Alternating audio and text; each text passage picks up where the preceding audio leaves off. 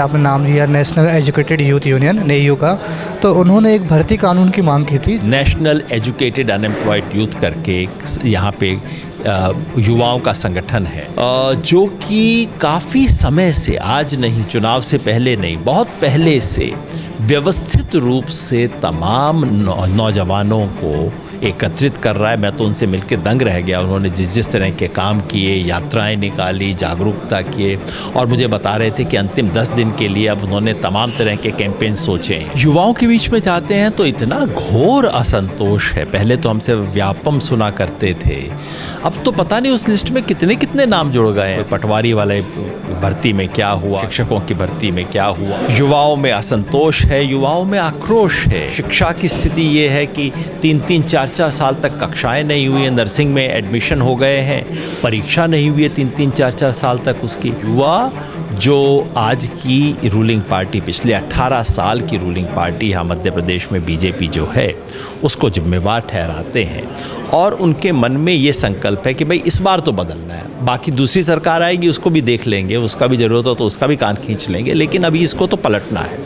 किसानों में असंतोष आज का नहीं है।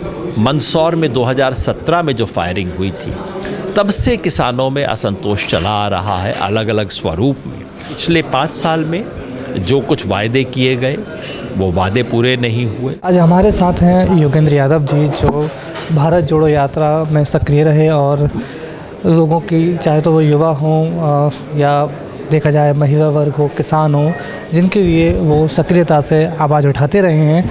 आज उनका भोपाल आगमन है और भोपाल में उनकी प्रेस कॉन्फ्रेंस थी। यादव जी, स्वागत है आपका।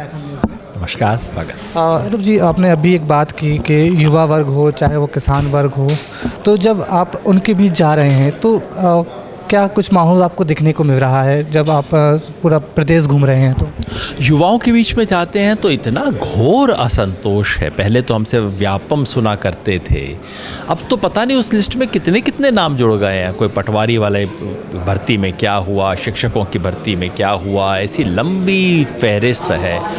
युवाओं में असंतोष है, युवाओं में आक्रोश है। शिक्षा की स्थिति ये है कि 3-3, 4-4 साल तक कक्षाएं नहीं हुई हैं, नर्सिंग में एडमिशन हो गए हैं, परीक्षा नहीं हुई है 3-3, 4-4 साल तक उसकी।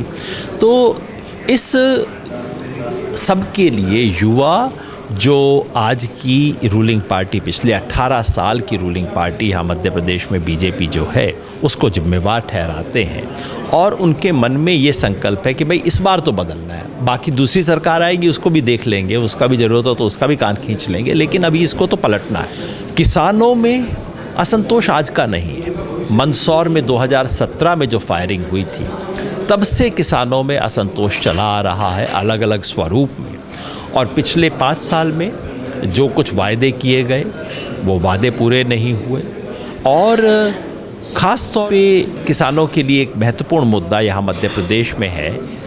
देश के कृषि मंत्री माननीय नरेंद्र सिंह तोमर जी, जो कि मध्य प्रदेश से हैं, इस बार मध्य प्रदेश विधानसभा का चुनाव लड़ रहे हैं। किसानों को याद है कि ये वही कृषि मंत्री हैं जिन्होंने 3 काले कानून किसानों पे थोपने की कोशिश की।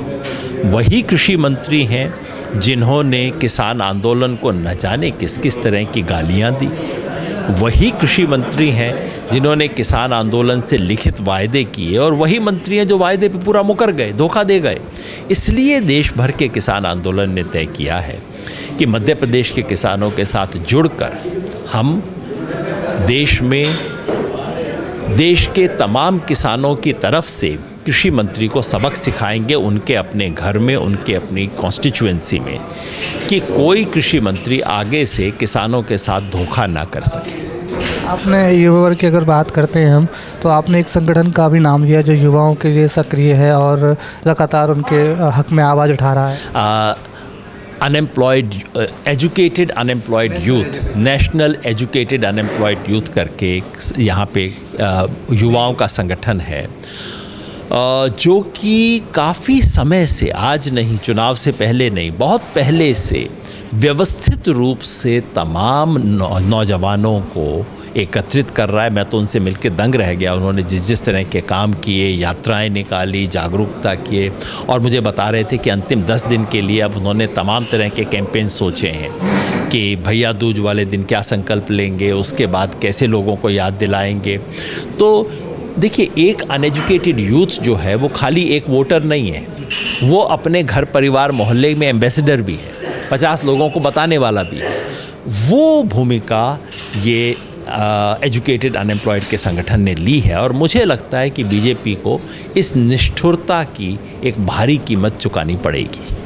अगर हम बात करें कांग्रेस की, आपने घोषणा पत्र भी पढ़ा होगा, तो उसमें युवाओं के लिए क्या दिया गया है? हमारा मुख्य उद्देश्य है इस वक्त जन विरोधी, किसान विरोधी, युवा विरोधी बीजेपी को हराना। ये संतोष की बात है कि कांग्रेस के मैनिफेस्टो में उनमें से कई मुद्दों को लिया गया है, जैसे कि कक्षा 1 से ही बच्चों को जो पढ़ रहे हैं उनको क्या क्या वजीफ़ा मिलेगा, उसके बाद अनएम्प्लॉयड को किस तरह का रिलीफ दिया जाएगा।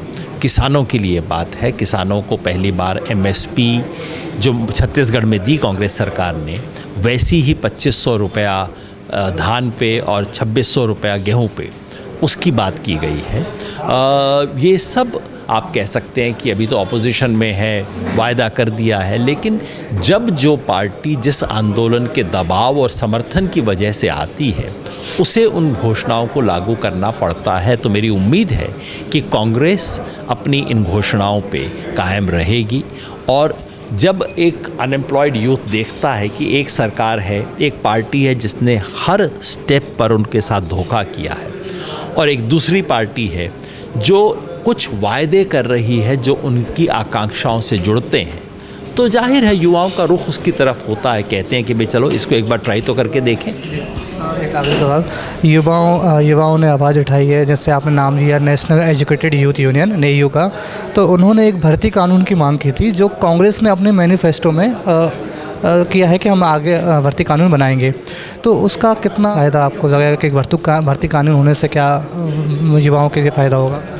देखिए, मुझे पहले जिक्र करना चाहिए था, ये भर्ती कानून अपने आप में बहुत बड़ा कदम है, इसलिए कि अब तक कब किस पद का विज्ञापन निकलेगा, विज्ञापन निकलने के बाद कब परीक्षा होगी, कब इंटरव्यू होगा, कब अपॉइंटमेंट लेटर होगा, ये सब बिल्कुल स्वविवेक पर है। जब जिसका मन आया मंत्री का, अधिकारी का कर दिया, विज्ञापन निकाला, 2-2 साल तक परीक्षा नहीं, यहाँ तक कि परीक्षा के परिणाम, इंटरव्यू घोषित करने के बाद अपॉइंटमेंट लेटर नहीं, अपॉइंटमेंट लेटर होने के बाद नियुक्ति नहीं।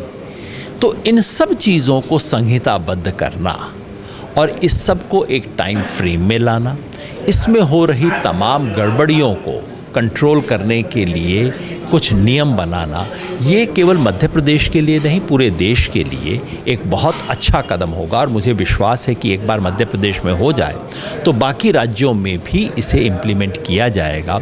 चूँकि नौकरियों में धांधली, सरकारी नौकरियों में नियुक्ति में धांधली पूरे देश की समस्या इस वक्त बन गई है, और अगर मध्य प्रदेश पहला राज्य बनता है जो कि इसके बारे में ऐसा कानून बनाता है, तो ये बहुत ही क्रांतिकारी फॉरवर्ड लुकिंग स्टेप होगा, और मध्य प्रदेश के युवा में इसको लेके एक आकांक्षा और कांग्रेस के प्रति झुकाव बन ही रहा है।